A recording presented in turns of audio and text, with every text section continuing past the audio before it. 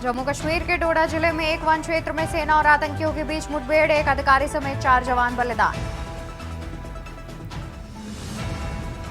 कांग्रेस हरियाणा मांगे हिसाब अभियान आज से होगा शुरू। सांसद दीपेंद्र सिंह हुड्डा की अगुवाई में चलेगा अभियान। बीजेपी की विफलताओं को लेकर हम लोगों के बीच में जाएंगे। आगामी बजट सत्र पर टिकी देश भर की निगाहें। संसदीय कार्य मंत्री किरेन रिजिजू ने 21 जुलाई को बुलाई सर्वदलीय बैठक।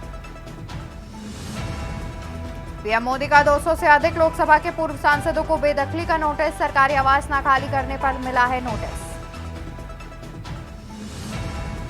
पंजाब और हरियाणा हाईकोर्ट के आदेश के 6 दिन बाद भी नहीं खुला शंभू बॉर्डर। 17 और 18 जुलाई को अंबाला पुलिस अधीक्षक कार्यालय के बाहर रास्ता न देने का किसान विरोध जताएंगे। मौसम विभाग ने 19 राज्यों में 3 दिन भारी बारिश की दी चेतावनी। गुजरात से असम तक बाढ़ का अलर्ट। कर्नाटक महाराष्ट्र में रेड अलर्ट जारी।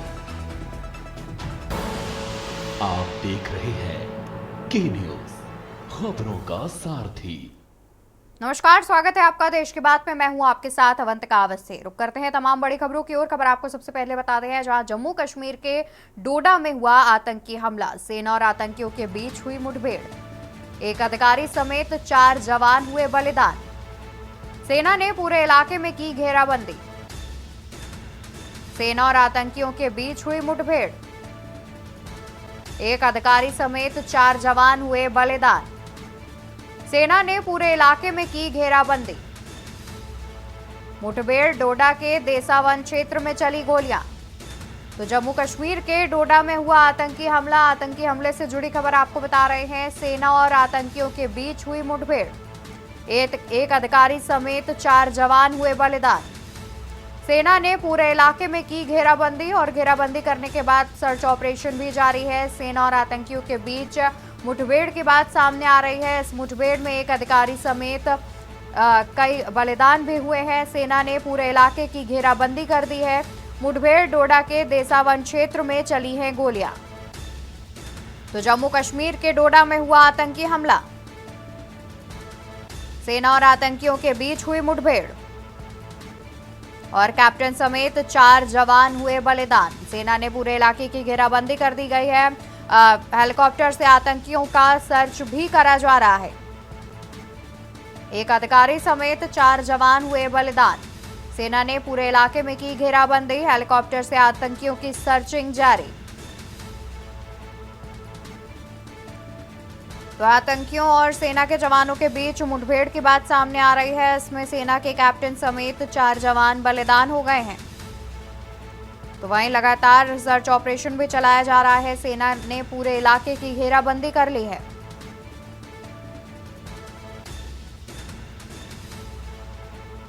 बता दें कि सोमवार की रात करीब 9 बजे के आसपास गोलाबारी एक बार फिर हुई, जिसमें 5 जवान गंभीर रूप से घायल हुए और इलाज के दौरान बलिदान हो गए।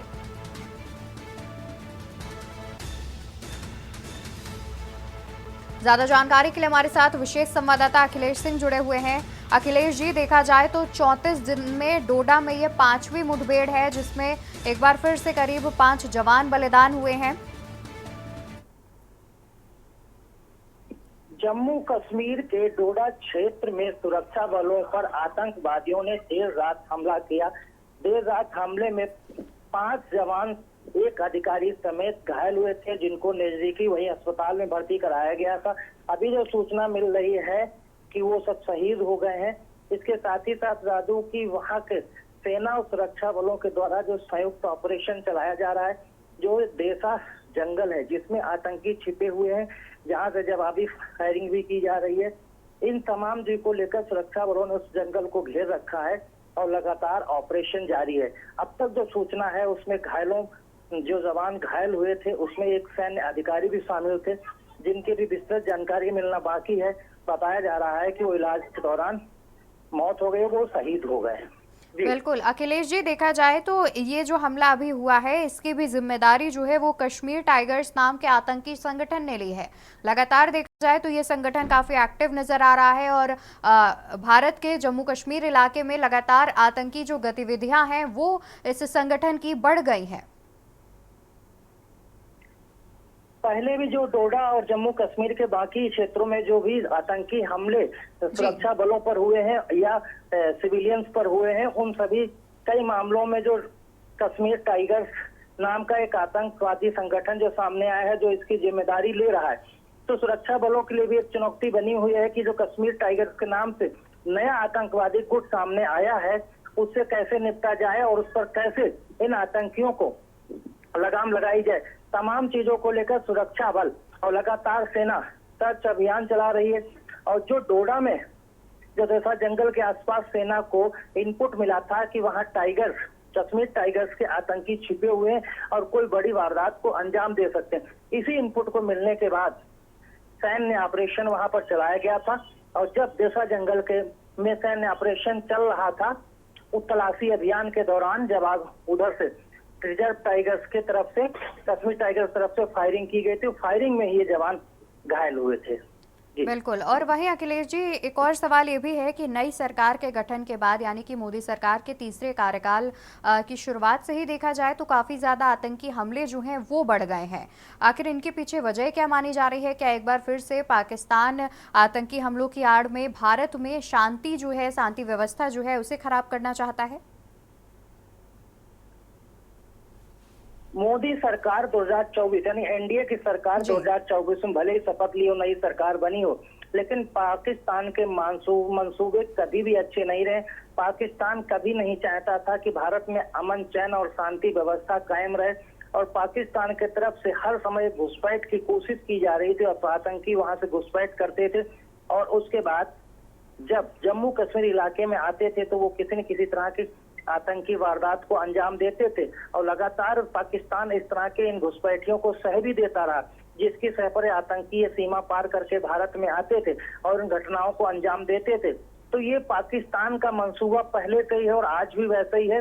उसमें कोई उसके अंदर अमन चैन जैसी स्थिति नहीं है कि वो नहीं चाहता कि भारत में शांति रहे, अमन चैन रहे, नहीं चाहता। इसीलिए वो आतंकियों को, घुसपैठियों को सह देता है और उनको भारत में घुसने के में मदद भी करता है। बिल्कुल, बहुत शुक्रिया अखिलेश जी अधिक जानकारी दर्शकों तक पहुंचाने के लिए।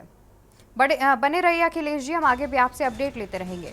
तो बता दें कि जम्मू कश्मीर के डोडा इलाके में ये सेना और आतंकियों के बीच मुठभेड़ हुई है, जिसमें कई हमारे जो जवान हैं वो शहीद हो गए हैं। एक कैप्टन समेत 4 जवान के शहीद होने की खबर सामने आ रही है। तो वहीं लगातार सर्च ऑपरेशन भी किया जा रहा है। सेना के जवानों ने पूरा इलाका घेर रखा है, घेराबंदी कर रखी है। हेलीकॉप्टर से भी आतंकियों को ढूंढा जा रहा है। सर्च ऑपरेशन लगातार जारी है। बता दें कि एक अधिकारी समेत 4 जवान जो हैं वो शहीद हो गए हैं। तो वही खबर आपको बताते हैं, जहां पर हरियाणा मांगे हिसाब। इस अभियान की शुरुआत आज से की जाएगी। सांसद दीपेंद्र सिंह हुड्डा की अगुवाई में यह अभियान चलेगा। बीजेपी की विफलताओं को लेकर हम लोगों के बीच जाएंगे। दीपेंद्र सिंह हुड्डा का कहना है कि बीजेपी की विफलताओं को लेकर हम लोगों के बीच में जाएंगे। देश में सबसे ज्यादा बेरोजगारी हरियाणा में है। हरियाणा मांगे हिसाब अभियान की आज से हुई शुरुआत। सांसद दीपेंद्र सिंह हुड्डा की अगुवाई में चलेगा अभियान। अभियान के माध्यम से मैं हरियाणा के कोने कोने में जाऊंगा और बीजेपी की विफलताओं को लेकर हम लोगों के बीच में जाएंगे। अभियान के माध्यम से मैं हरियाणा के कोने कोने में जाऊंगा। हरियाणा के युवाओं के साथ सरकार ने किया है अन्याय। देश में सबसे ज्यादा बेरोजगारी हरियाणा में है। तो कुछ इस तरीके से दीपेंद्र सिंह हुड्डा ने हरियाणा मांगे हिसाब अभियान की शुरुआत करने का आह्वान किया है। सांसद दीपेंद्र सिंह हुड्डा की अगुवाई में यह अभियान चलेगा। उनका कहना है कि वो बीजेपी की विफलताओं को लेकर लोगों के बीच में जाएंगे। अभियान के माध्यम से वो हरियाणा के लोगों को बीजेपी की विफलताएं बताएंगे। दीपेंद्र सिंह हुड्डा का कहना है, अभियान के माध्यम से मैं हरियाणा के कोने कोने में जाऊंगा। हरियाणा के युवाओं के साथ सरकार ने अन्याय किया है। देश में सबसे ज्यादा बेरोजगारी हरियाणा में है। तो हरियाणा मांगे हिसाब अभियान की हुई शुरुआत। सांसद दीपेंद्र सिंह हुड्डा की अगुवाई में चलेगा अभियान। और सांसद दीपेंद्र सिंह हुड्डा की अगुवाई में हरियाणा मांगे हिसाब अभियान की शुरुआत हो गई है और उनकी अगुवाई में इस कार्यक्रम को चलाया जाएगा। तो अहम जानकारी आपको बता रहे हैं। जहां पर हरियाणा के युवाओं के साथ सरकार ने अन्याय किया है। कुछ ऐसा आरोप भी बीजेपी पर लगा रहे हैं सांसद दीपेंद्र सिंह हुड्डा। ज्यादा जानकारी के लिए विशेष संवाददाता अखिलेश सिंह जुड़े हुए हैं। अखिलेश जी, हरियाणा मांगे हिसाब अभियान की शुरुआत जो है वो सांसद दीपेंद्र सिंह हुड्डा की अगुवाई में होने जा रहा है। क्या इसे भारत जोड़ो न्याय यात्रा के तहत देखा जाएगा या फिर इसमें कुछ अलग होने वाला है? हरियाणा में कुछ ही महीने में आगामी विधानसभा चुनाव होना है और विधानसभा चुनाव में कांग्रेस ने अभी से कमर कस दी है। हरियाणा चुनाव को मद्देनजर कांग्रेस के तरफ से हरियाणा मांगे हिसाब अभियान की शुरुआत कर दी गई और इसकी आगाज सांसद कांग्रेस के दीपेंद्र हुड्डा की अगुवाई में की गई है। इस आगाज किए गए हरियाणा मांगे हिसाब के तहत कांग्रेस ने ये रणनीति बनाई है कि कांग्रेस के सांसद दीपेंद्र सिंह हुड्डा की अगुवाई में हरियाणा के हर विधानसभा क्षेत्र में ये अभियान के तहत यात्रा जाएगी और वहां पर वो युवाओं को और खासकर किसानों को जागरूक करने की कोशिश करेंगे और भारतीय जनता पार्टी सरकार के समय उनके खिलाफ जो दमन हुआ, रोजगार नहीं मिला, जो किसानों के साथ अन्याय हुआ, इन तमाम चीजों को लेकर वो बीजेपी की सरकार हरियाणा में चल रही उससे हिसाब मांगेंगे और हरियाणा की जनता खासकर युवाओं और किसानों को बताएंगे कि भारतीय जनता पार्टी की सरकार ने उनके साथ क्या किया है, क्या उनको मिलना चाहिए, क्या नहीं मिलना चाहिए। युवाओं को रोजगार मिलना चाहिए था, अब तक नहीं मिला, ना ही मिल रहा है और ना ही सरकार देना चाहती है। इन तमाम मुद्दों को लेकर कांग्रेस की जो रणनीति बनी थी उस रणनीति के तहत हरियाणा मांगे हिसाब अभियान की शुरुआत की गई और इस अभियान को लगातार कई महीने तक चलाने का कांग्रेस ने एक रणनीति बनाया है और विधानसभा चुनाव से पहले कांग्रेस एक बार फिर हरियाणा में माहौल बनाना चाहती है ताकि विधानसभा में इसके माध्यम से वहां की जनता को कांग्रेस की ओर आकर्षित किया जा सके। जैसा कि कांग्रेस को लोकसभा चुनाव में फायदा हुआ है वैसा ही कांग्रेस चाहती है कि आगामी विधानसभा चुनाव में कांग्रेस को फायदा हो और उसकी सरकार बने। बिल्कुल, यानी कि लोकसभा चुनाव के नतीजे आने के बाद जिस तरीके से कांग्रेस काफी अच्छी संख्या में आई है आगे, उसको लेकर के विधानसभा चुनाव हरियाणा में जो विधानसभा चुनाव होने हैं उसमें भी कमर कस के तैयारियों की शुरुआत कर दी गई है। बहुत शुक्रिया अखिलेश जी हमारे साथ जुड़ने के लिए और तमाम जानकारी हमारे साथ साझा करने के लिए। खबरों का सारथी। ब्रेक से वापस आ चुके हैं, रुक करेंगे खबरों की ओर जहां पर संसद में 21 जुलाई को हो सकती है सर्वदलीय बैठक। आगामी बजट सत्र पर टिकी देश भर की निगाहें। 22 जुलाई से हो सकता है संसद का मॉनसून सत्र। संसदीय कार्य मंत्री किरण रिजिजू ने बुलाई बैठक।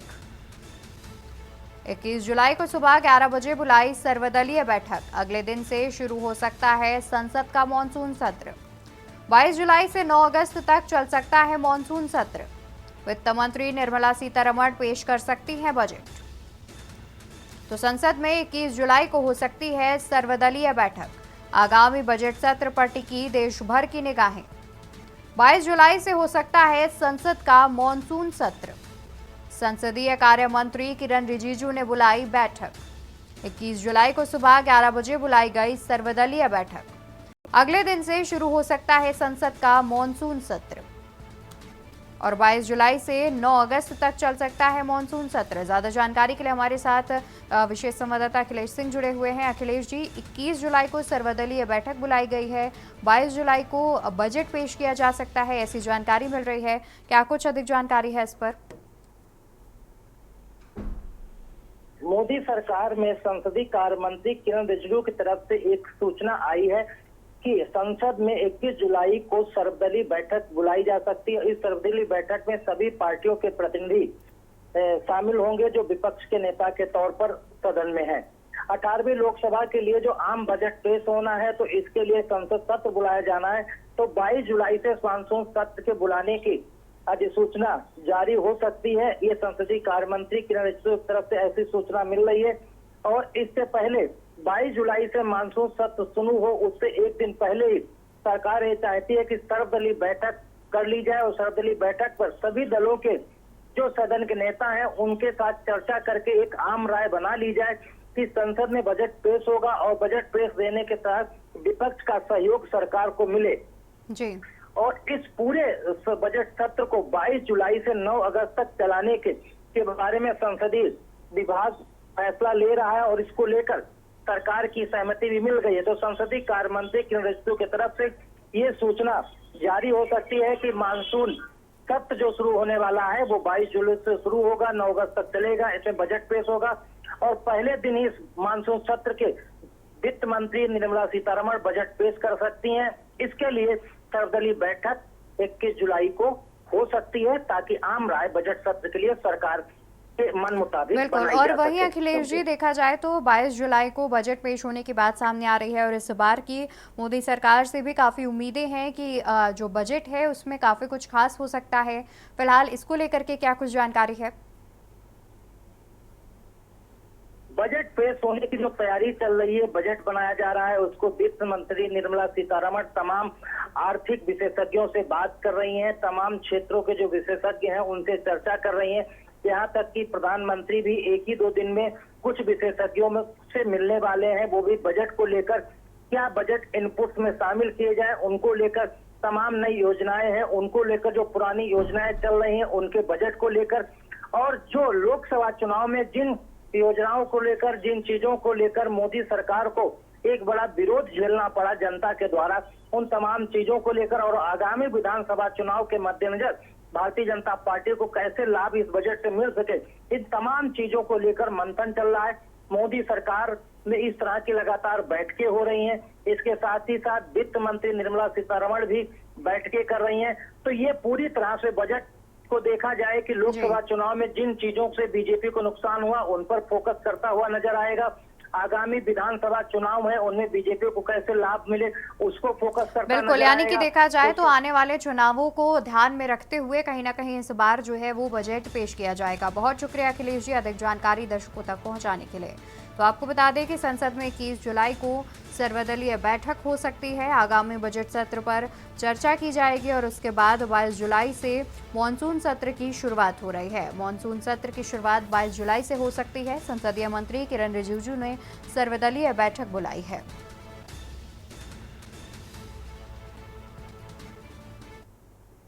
वहीं बता दें कि मोदी सरकार का 200 पूर्व सांसदों को नोटिस। सरकारी आवास न खाली करने पर दिया गया नोटिस। लुटियंस में बंगला खाली न करने पर बेदखली का नोटिस। केंद्रीय आवास और मंत्रालयों के सूत्रों से मिली है जानकारी। तो केंद्रीय आवास और मंत्रालयों के सूत्रों से जानकारी मिली है कि मोदी सरकार 200 पूर्व सांसदों को नोटिस जारी कर सकती है। सरकारी आवास न खाली करने पर दिया गया है नोटिस। लुटियंस में बंगला खाली न करने पर बेदखली का दिया गया है नोटिस। केंद्रीय आवास और मंत्रालय के सूत्रों से मिली है जानकारी। तो मोदी सरकार के 200 पूर्व सांसदों को दिया गया है नोटिस। सरकारी आवास न खाली करने पर दिया गया है नोटिस। लुटियंस में बंगला खाली न करने पर बेदखली का दिया गया है नोटिस। केंद्रीय आवास और मंत्रालय के सूत्रों से मिली है जानकारी। तो मोदी सरकार का 200 पूर्व सांसदों को नोटिस। सरकारी आवास न खाली करने पर दिया गया है नोटिस। लुटियंस में बंगला खाली न करने पर बेदखली का दिया गया है नोटिस। केंद्रीय आवास और मंत्रालय के सूत्रों से मिली है जानकारी। तो मोदी सरकार का 200 पूर्व सांसदों को नोटिस जारी किया गया। सरकारी आवास न खाली करने पर दिया गया है नोटिस। लुटियंस में बंगला खाली न करने पर बेदखली का दिया गया नोटिस। ज्यादा जानकारी के लिए हमारे साथ विशेष संवाददाता अखिलेश सिंह जुड़े हैं। अखिलेश जी, देखा जाए तो 200 पूर्व सांसदों को नोटिस जारी करने की बात सामने आ रही है, क्या कुछ अधिक जानकारी है इस पर? 2024 में जो सांसद लोकसभा चुनाव में हारे हैं उन सभी सांसदों और मंत्रियों को सरकारी आवास खाली करने हैं। इसके लिए मोदी सरकार के तरफ से या आप कह सकते हैं केंद्रीय आवास एवं शहरी मंत्रालय के तरफ से सभी सांसदों को नोटिस दिया गया था कि 1 महीने के अंदर उन सभी सांसदों को सरकारी बंगले खाली करने हैं जो उनको बतौर सांसद आवंटित किए गए थे। ये सभी बंगले दिल्ली के लुटियन जोन्स में स्थित हैं। बावजूद इसके 1-2 सांसदों को छोड़कर अधिकांश सांसदों ने इन बंगलों को अभी तक खाली नहीं किया है। इन बंगलों को खाली न होने की वजह से जो नए सांसद जीत के आए हैं या जो नए मंत्री बने हैं उनको भी बंगले आवंटित नहीं हो पा रहे हैं। वो अभी भी सब गेस्ट हाउस या हॉस्टल में रुके हुए हैं। तो इसी को लेकर मोदी सरकार यानी केंद्रीय आवास एवं शहरी मामलों के मंत्री हरदीप सिंह पुरी के तरफ से एक बड़ा कड़ा फैसला लेते हुए इन सांसदों के खिलाफ बेदखली का एक नोटिस जारी किया जा रहा है। इस नोटिस में उन सभी सांसदों को जबरदस्ती उनका सामान बाहर निकाला जाएगा। अगर नहीं खर्च सकते हैं तो धक्के मार के भी निकाला जा सकता है। इस तरह के इसमें प्राविधान है कि आप अवैध तरीके से सरकारी बंगले में कब्जे करके बैठे हैं, इसलिए आपको अवैध तरीके से निकाला जाए। तो इस तरह की नोटिस दी गई, क्योंकि सम्मानजनक आवास छोड़ने के लिए 1 महीने की मिली नोटिस में अधिकांश सांसदों ने, कहा तक लगभग 200 सांसदों ने आवास खाली नहीं किया है। और ये सभी सांसद किसी न किसी तरह के जोड़ तोड़ में लगे हैं कि पुनः आवास आवंटित करा लें और उस आवास में बने रहें। लेकिन सरकार को नए सांसदों को आवास देना है, लिहाजा सरकार इसको खाली कराने पर आमादा है। और ये उम्मीद जताई जा रही है कि जब बेदखली की नोटिस शहरी आवास मंत्रालय के सचिव मंत्री हरदीप पुरी की तरफ से जब इन सांसदों के फिर आवास पर चर्चा की जाएगी और उसके बाद भी नहीं खाली करते हैं, तो ये उम्मीद है कि सरकार इनको बेदखली अधिनियम के तहत जबरदस्ती बंगला खाली करा लेगी। बिल्कुल, बहुत शुक्रिया अखिलेश जी अधिक जानकारी दर्शकों तक पहुंचाने के लिए। तो सरकारी आवास ना खाली करने पर मोदी सरकार की ओर से पूर्व सांसदों को नोटिस दिया गया है। करीब 200 पूर्व सांसदों को नोटिस जारी किए गए हैं। वहीं बता दें कि आज हरियाणा दौरे पर केंद्रीय गृह मंत्री अमित शाह अहिरवाल क्षेत्र को साधने महेंद्रगढ़ जाएंगे। शाह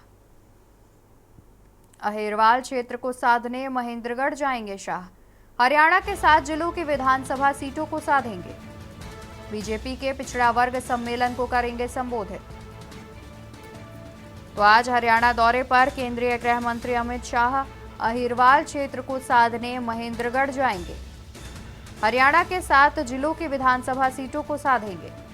बीजेपी के पिछड़ा वर्ग सम्मेलन को करेंगे संबोधित। हरियाणा दौरे पर केंद्रीय गृह मंत्री अमित शाह अहिरवाल क्षेत्र को साधने महेंद्रगढ़ जाएंगे।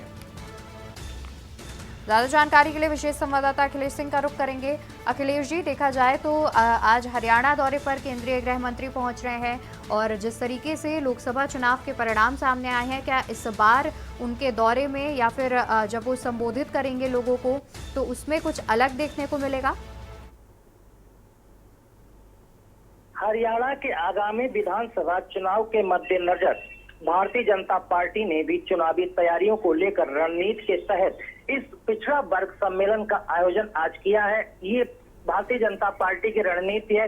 खासकर अहिरवाल क्षेत्र के अंदर जो लगभग 7 जिले आते हैं, उनके जो पिछड़ा वर्ग सम्मेलन के जरिए खासकर यादव वोट बैंक को कैसे साधा जाए, इन तमाम चीजों को लेकर जो आज महेंद्रगढ़ में पिछड़ा वर्ग सम्मेलन आयोजित किया जाएगा। इसमें केंद्रीय गृह मंत्री अमित शाह आज पहुंच रहे हैं। मुख्य अतिथि के तौर पर उसको वो संबोधित करेंगे।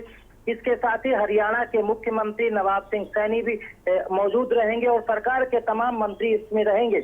आपको बता दें कि हरियाणा के जो 7 क्षेत्र हैं, इनमें खासकर दक्षिणी हरियाणा का महेंद्रगढ़ है, रेवाड़ी है, चरखी दादरी है, भिवानी है, झज्जर है, गुरुग्राम, मेवात सहित कुछ और भी ऐसे इलाके हैं जहां पर इसको अहिरवाल क्षेत्र कहा जाता है। यानी यहाँ पर यादव वोट बैंक की संख्या बहुत ज्यादा है और भारतीय जनता पार्टी ने इन्हीं सबको साधने के लिए आज पिछड़ा वर्ग सम्मेलन आयोजित किया है। इस पिछड़ा सम्मेलन को आज केंद्रीय गृह मंत्री अमित शाह संबोधित करेंगे। इस दौरान इन वोट बैंक को साधने के लिए कोई बड़ा ऐलान कर सकते हैं, कोई बड़ी घोषणा कर सकते हैं और साथ ही साथ इस क्षेत्र से उनके प्रतिनिधियों को आगे ला सकते हैं। क्योंकि आपको बता दें, भारतीय जनता पार्टी में राव इंजीत सिंह शामिल हैं, जो कभी कांग्रेस में हुआ करते थे, वो भारतीय जनता में शामिल हुए थे। आजकल वो भारतीय जनता पार्टी से खासे नाराज चल रहे हैं। वो एक यादव वोट बैंक में अपनी खासी पकड़ रखते हैं और शायद उनकी नाराजगी दूर करने के लिए अमित शाह कुछ ऐलान कर सकते हैं या उनसे मिल सकते हैं या उनसे निजी तौर पर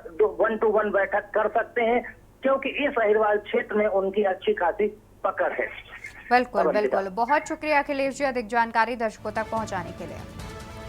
तो बीजेपी के पिछड़ा वर्ग सम्मेलन को संबोधित करने के लिए पहुंच रहे हैं केंद्रीय गृह मंत्री अमित शाह। आज उनका हरियाणा दौरा है, जहां पर अहिरवाल क्षेत्र को साधने के लिए महेंद्रगढ़ जाएंगे।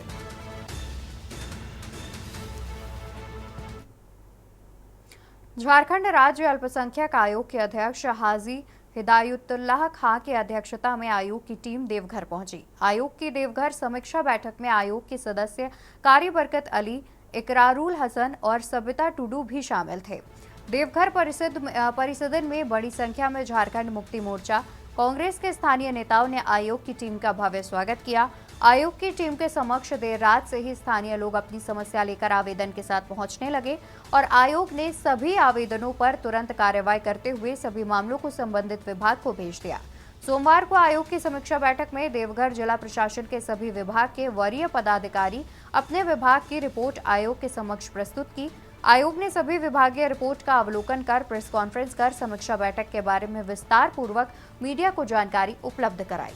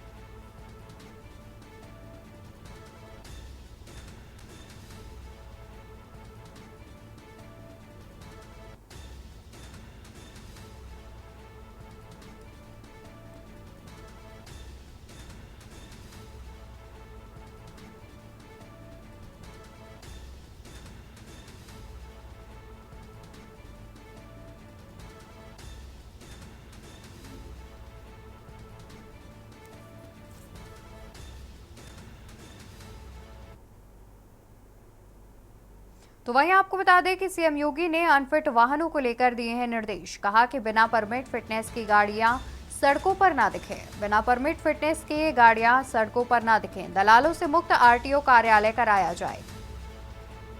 सघन अभियान चलाकर वाहनों की चेकिंग की जाए। बिना परमिट फिटनेस की गाड़ियां सड़कों पर ना दिखें। दलालों से मुक्त आरटीओ कार्यालय कराया जाए। सघन अभियान चलाकर वाहनों की चेकिंग किया जाए। बिना परमिट और फिटनेस की गाड़ियों को बंद कराया जाए। तो कुछ इस प्रकार से सीएम योगी आदित्यनाथ ने अनफिट वाहनों को लेकर निर्देश दिए हैं। उन्होंने कहा कि बिना परमिट और फिटनेस की गाड़ियां सड़कों पर ना दिखे। दलालों से मुक्त आरटीओ कार्यालय कराया जाए और सघन अभियान चलाकर वाहनों की चेकिंग भी की जाए। तो बिना परमिट और फिटनेस की गाड़ियां सड़कों पर ना दिखें, कुछ इस तरीके के निर्देश सीएम योगी आदित्यनाथ ने दिए हैं। दलालों से मुक्त आरटीओ कार्यालय कराया जाए। सघन अभियान चलाकर वाहनों की चेकिंग की जाए और बिना परमिट और फिटनेस की गाड़ियों को बंद कराया जाए। तो मुख्यमंत्री योगी आदित्यनाथ ने अनफिट वाहनों को लेकर के निर्देश दिए हैं। बता दें कि लगातार अनफिट वाहनों को लेकर के हादसों की खबर भी सामने आती रहती है, जिसमें कई आम लोग जो हैं वो अपनी जान गंवा चुके हैं। इसी को लेकर के अब मुख्यमंत्री योगी आदित्यनाथ ने सख्त रूप से निर्देश दिए हैं कि बिना परमिट और फिटनेस की गाड़ियां सड़कों पर ना दिखें। दलालों से मुक्त आरटीओ कार्यालय कराया जाए और सघन अभियान चलाकर वाहनों की चेकिंग की जाए। इसके अलावा बिना परमिट और फिटनेस की गाड़ियों को बंद भी कराया जाए। वहीं अगर हम आरटीओ की बात करें तो आरटीओ में कोई भी काम बिना दलाल के नहीं होता है। इस तरीके की लगातार जो शिकायतें हैं वो भी सामने आती रहती हैं और आरटीओ को लेकर के मुख्यमंत्री ने भी अधिकारियों को निर्देश दिए हैं कि दलालों से मुक्त कराया जाए आरटीओ कार्यालय। बिना परमिट और फिटनेस के गाड़ियां सड़कों पर ना दिखे, कुछ ऐसे निर्देश भी दिए हैं। दलालों से मुक्त आरटीओ कार्यालय कराया जाए। सघन अभियान चलाकर वाहनों की चेकिंग की जाए। बिना परमिट और फिटनेस की गाड़ियों को बंद कराया जाए। तो मुख्यमंत्री योगी आदित्यनाथ ने अनफिट वाहनों को लेकर दिए हैं निर्देश। कहा कि बिना परमिट और फिटनेस के गाड़ियां सड़कों पर ना दिखें। दलालों से मुक्त आरटीओ कार्यालय कराया जाए। सघन अभियान चलाकर वाहनों की चेकिंग की जाए। बिना परमिट फिटनेस की गाड़ियां सड़कों पर ना दिखें। दलालों से मुक्त आरटीओ कार्यालय कराया जाए।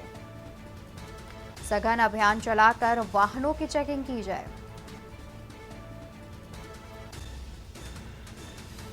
तो मुख्यमंत्री योगी आदित्यनाथ ने अनफिट वाहनों को लेकर दिए हैं निर्देश। तो मुख्यमंत्री की ओर से अनफिट वाहनों को लेकर के निर्देश दिए गए हैं। बिना परमिट और फिटनेस के वाहनों को सड़कों पर चलाने की अनुमति ना दी जाए, कुछ इस तरीके के निर्देश दिए हैं सीएम योगी आदित्यनाथ ने।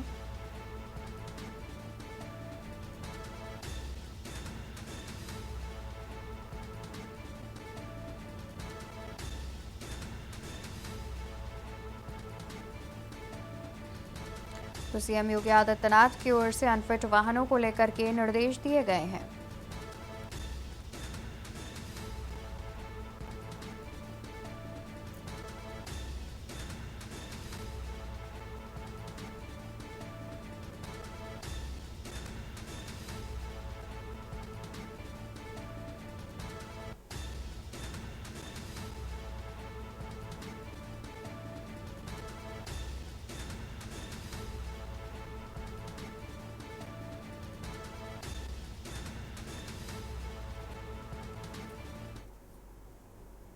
आईएएस अफसर देवीशरण उपाध्याय सस्पेंड, पट्टों के आवंटन में अनियमितता सामने आने पर की गई कार्रवाई।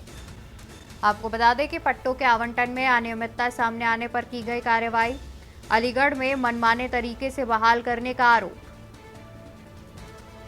प्रयागराज के पद से हटाया गया। देवीशरण उपाध्याय वर्ष 2012 बैच के हैं आईएएस अधिकारी। जीरो टॉलरेंस की नीति के तहत यह कार्रवाई की गई है। मुख्यमंत्री के निर्देश पर अधिकारी को किया गया है निलंबित। निलंबन अवधि में वो राजस्व परिषद से संबंधित रहेंगे। तो आईएएस अफसर देवीशरण उपाध्याय किए गए सस्पेंड। पट्टों के आवंटन में अनियमितता सामने आने पर की गई कार्रवाई। अलीगढ़ में मनमाने तरीके से बहाल करने का लगा आरोप। प्रयागराज के पद से हटाते हुए प्रतीक्षा रद्द किया। देवीशरण उपाध्याय वर्ष 2012 बैच के हैं आईएएस अधिकारी। जीरो टॉलरेंस की नीति के तहत यह कार्रवाई की गई है। तो मुख्यमंत्री के निर्देश पर अधिकारी को निलंबित किया गया है। निलंबन अवधि में वो राजस्व परिषद से संबंध रहेंगे। तो आईएएस अफसर देवीशरण उपाध्याय किए गए सस्पेंड। पट्टों के आवंटन में अनियमितता सामने आने पर की गई कार्रवाई। अलीगढ़ में मनमाने तरीके से बहाल करने का आरोप। प्रयागराज के पद से हटाते हुए प्रतीक्षा रद्द कर दिया था। देवीशरण उपाध्याय वर्ष 2012 बैच के हैं आईएएस अधिकारी। जीरो टॉलरेंस की नीति के तहत यह कार्रवाई की गई। तो मुख्यमंत्री के निर्देश पर अधिकारी को किया गया निलंबित। निलंबन अवधि में वो राजस्व परिषद से संबंध रहेंगे। तो आईएएस अफसर की खबर बता रहे हैं। आईएएस अफसर देवीशरण उपाध्याय किए गए सस्पेंड। पट्टों के आवंटन में अनियमितता सामने आने पर उन पर की गई है कार्रवाई। अलीगढ़ में मनमाने तरीके से बहाल करने का लगा आरोप। प्रयागराज के पद से हटाते हुए प्रतीक्षा रद्द कर दिया गया था।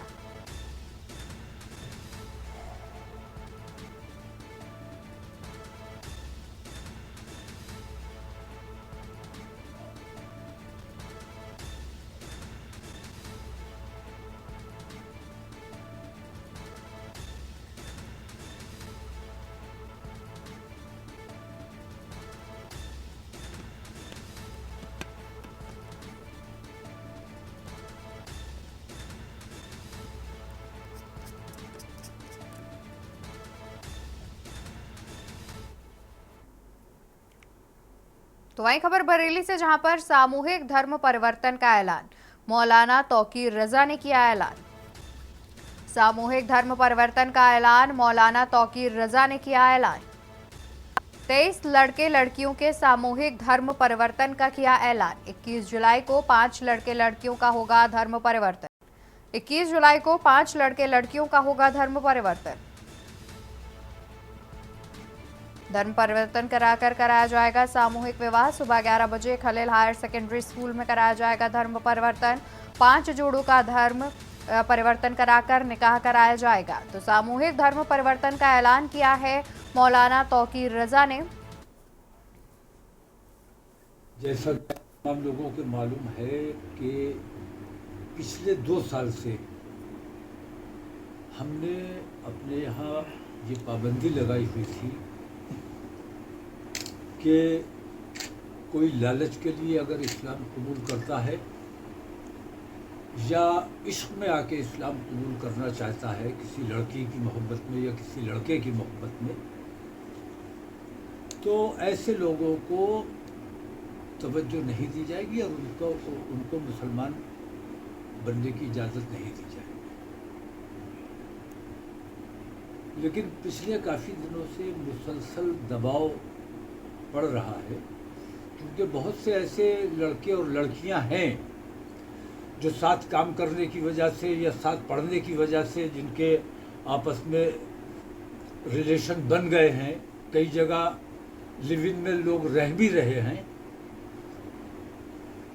तो अगरचे कानूनन लिव इन में रहने वाले जो वयस्क हैं उनको कानूनी इजाज़त है, लेकिन हिंदुस्तान का कोई भी मजहब इसकी इजाज़त नहीं देता है। कार्बन फाइनेंस के जरिए किसानों को लाभ, किसानों की आय में वृद्धि करेगी योगी सरकार। किसानों की आय में वृद्धि करने का योगी सरकार का प्लान। यूपी के 6 मंडलों के किसान कार्बन क्रेडिट से होंगे लाभान्वित। 2024 से 2026 के मध्य 25,140 किसानों को मिलेंगे 202 करोड़ रुपए।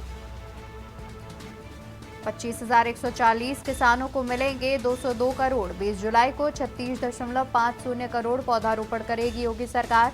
पहले चरण में 6 मंडलों के किसानों को मिलेगा लाभ, तो कार्बन फाइनेंस के जरिए किसानों को लाभ।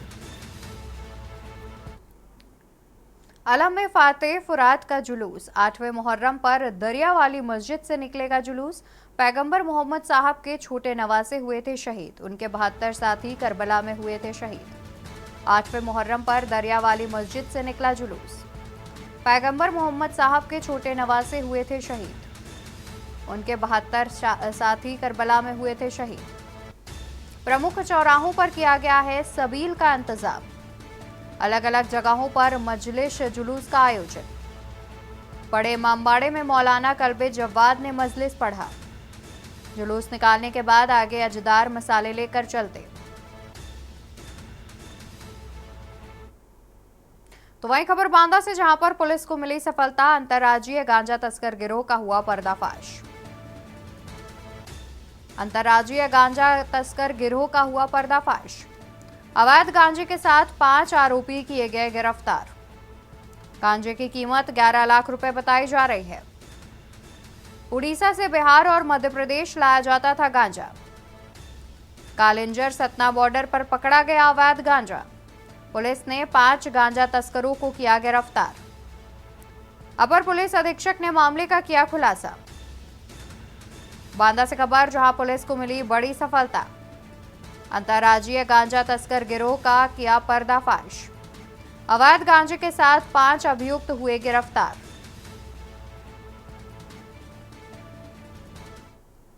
खबर रायबरेली से, जहां पर दबंगों से परेशान पीड़ित परिवार, घर छोड़ने को मजबूर पीड़ित परिवार। रायबरेली से खबर आपको बता रहे हैं, घर छोड़ने को मजबूर पीड़ित परिवार। घर के बाहर घर बिकाऊ के लगाए गए पोस्टर। गैर समुदाय के दबंग और साथियों से परेशान है परिवार। 9 जुलाई को दबंगों ने जबरन पीड़ित का खेत विरोध करने पर दबंगों ने परिवार को पीटा। पीड़ित परिवार को जान से मारने की दी धमकी। शिकायत के बाद पुलिस दबंगों को दे रही संरक्षण। कुछ ऐसा भी आरोप लग रहा है, आए दिन दबंग परेशान करते हैं।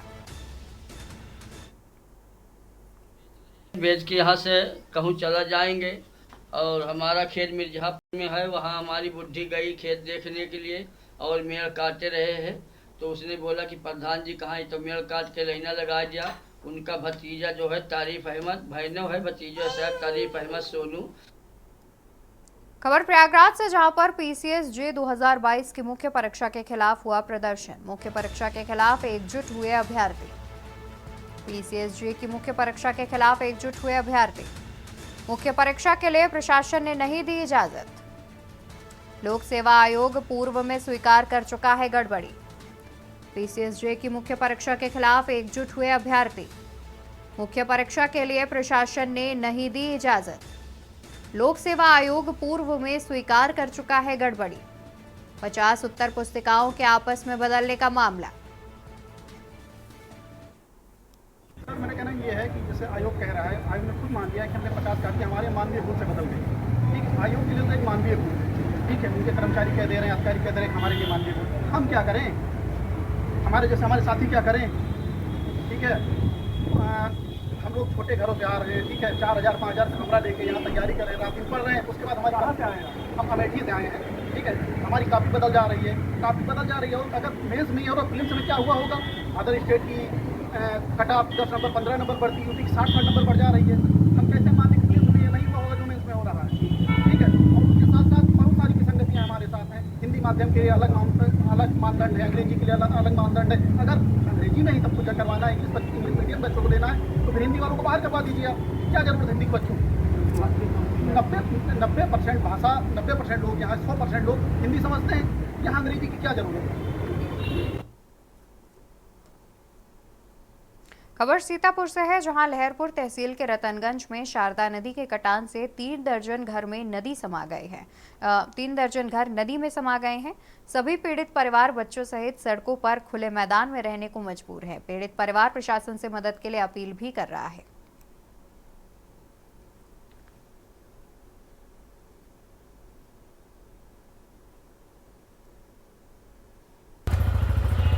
दिक्कत भैया यह है कि नदी काट ली से तो ऐसे मारे मारे घूमे थे।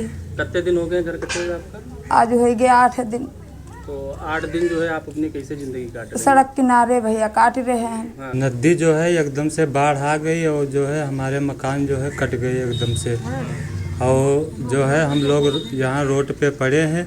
रात में भी बारिश हुई है तो सब बच्चे लोग जो है भीग गए हैं और एक बच्चा भी बीमार हो गया, उसकी दवा भी लेके आए हैं तंबोल से।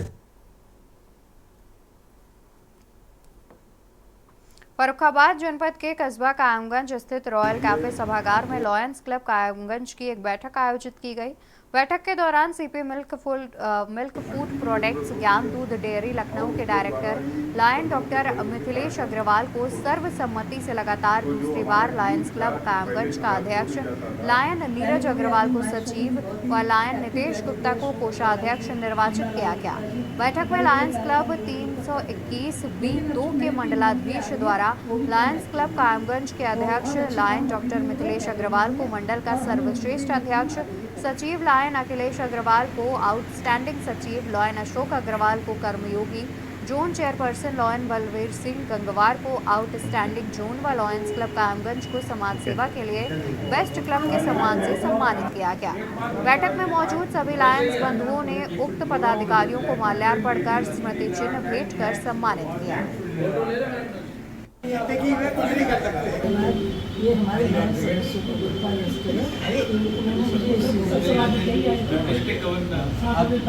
के बारे में अब आप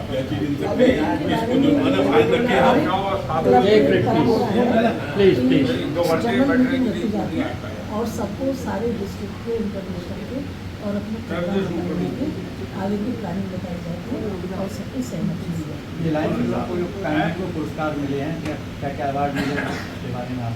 देखिए, एक तो भाई साहब को और कुछ लोगों को और को मिला है, तो पेंटी जी ने दिया है जो हमारे अंतर्राष्ट्रीय स्तर से मिला है 40 साल तक लगातार सेवा करने के लिए। और उसके अलावा मुझे बेस्ट उसका प्रदर्श का अवार्ड मिला है पूरे डिस्ट्रिक्ट में।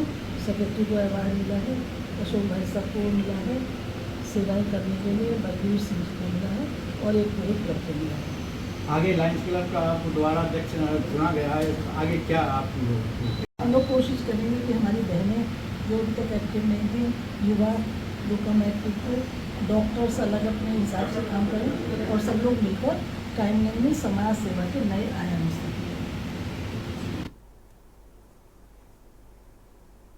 खबर रामपुर से है, जहां सीआरपीएफ में कई अलग अलग पदों पर चल रही भर्ती परीक्षा में सॉल्वर सहित 2 लोगों को गिरफ्तार किया गया। आरोपी दूसरी की जगह परीक्षा दे रहा था।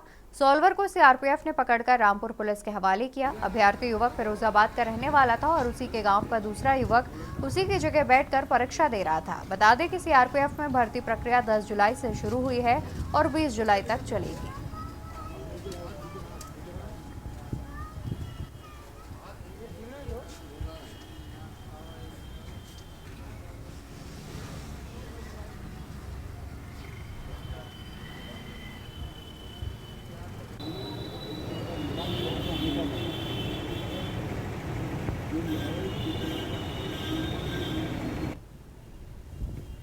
देखिए, सीआरपीएफ ग्रुप सेंटर पर भर्तियां चल रही हैं। इस संबंध में पुलिस के द्वारा पूर्व से ही ऐसे लोग जो परीक्षा में किसी प्रकार की गड़बड़ी कर सकते हैं, उनके विरुद्ध हमारी टीम लगातार सक्रिय थी।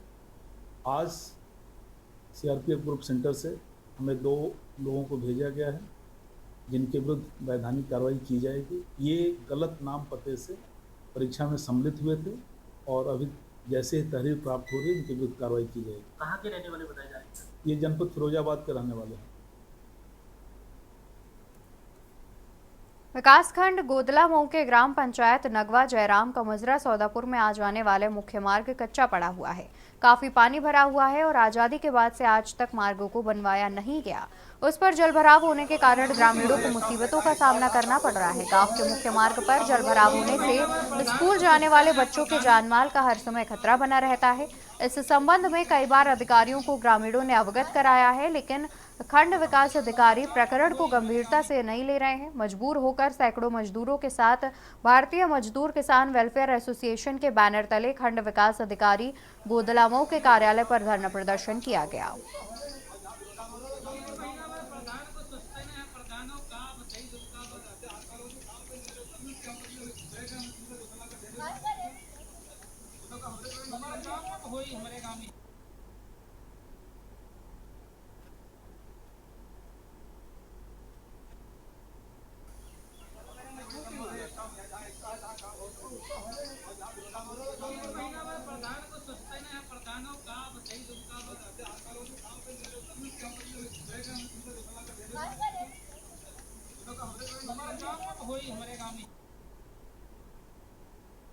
हमारे गांव की समस्या ये सर, हमारे गांव में जो है रोड की बहुत ज़्यादा दिक्कत है। हमारे गांव में मेन मार्ग जो है गांव का एक ही मार्ग है, वहां पर आने जाने में बहुत दुविधा है क्योंकि वहां पर जल भरा हुआ है।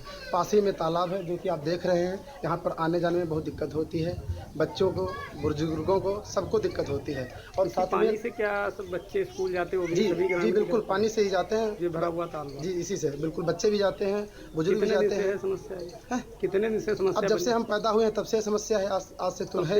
हाँ, तब से ऐसी ही समस्या है। हमारे गांव में पानी वाली यही बड़ी समस्या है और ये रोड नहीं बनती है और नाली की समस्या है। कितने दिनों से समस्या है? समस्या हो गई है कम से कम 2500 साल से।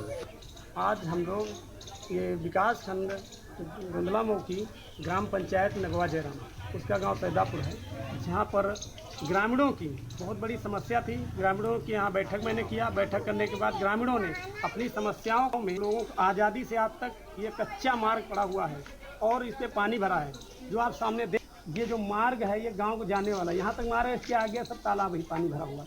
इसी तालाब से स्कूल जाने वाले बच्चे गाँव के सब निकलते हैं। जो समस्याएँ हैं, इस समस्याओं से कई बार उनको अवगत कराया गया।